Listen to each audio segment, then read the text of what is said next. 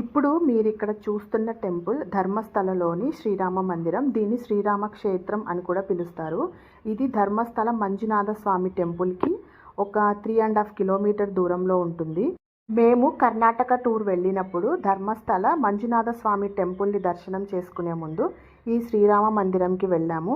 మేము వెళ్ళింది సమ్మర్లో అయినా కూడా ఫుల్ వర్షాలు ఉన్నాయి. ఆ టైంలో అందరం గొడుగులు వేసుకొని మరీ టెంపుల్కి వెళ్ళాల్సి వచ్చింది. సాధారణంగా అన్ని టెంపుల్స్ కంటే కూడా ఈ టెంపుల్ యొక్క నిర్మాణ శైలి చాలా డిఫరెంట్గా అనిపించింది.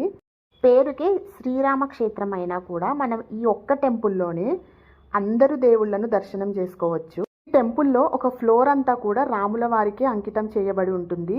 అంటే ఒక ఫ్లోర్ మొత్తంలో కూడా రాముడు, సీత, లక్ష్మణుడు, భరతుడు, శత్రుఘ్నుడు ఇంకా ఆంజనేయ స్వామి విగ్రహాలు ఉంటాయి. ఇంకా ఇక్కడ సూర్యనారాయణ స్వామి, రాహు, కేతువు, చంద్రుడు, శ్రీకృష్ణుడు, దుర్గామాత, సాయిబాబా, దత్తాత్రేయ స్వామి విగ్రహాలను కూడా చూడొచ్చు.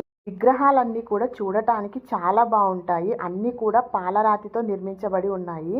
అలాగే టెంపుల్ కింద ఫ్లోర్లో శివాలయం కూడా ఉంటుంది. ఇంకా ఈ కింద గ్రౌండ్ ఫ్లోర్లో వచ్చేసి టెంపుల్కి సంబంధించిన కార్యక్రమాలు, అంటే ఏవైనా భజన కార్యక్రమాలు ఉంటాయి కదా, అవన్నీ కూడా కింద ఫ్లోర్లో జరుగుతాయంట. ఇంకా టెంపుల్లో మా దర్శనం అయితే కంప్లీట్ అయ్యింది. బయటికి వచ్చాము. ఇంకా వర్షం అలాగే పడుతూ ఉంది.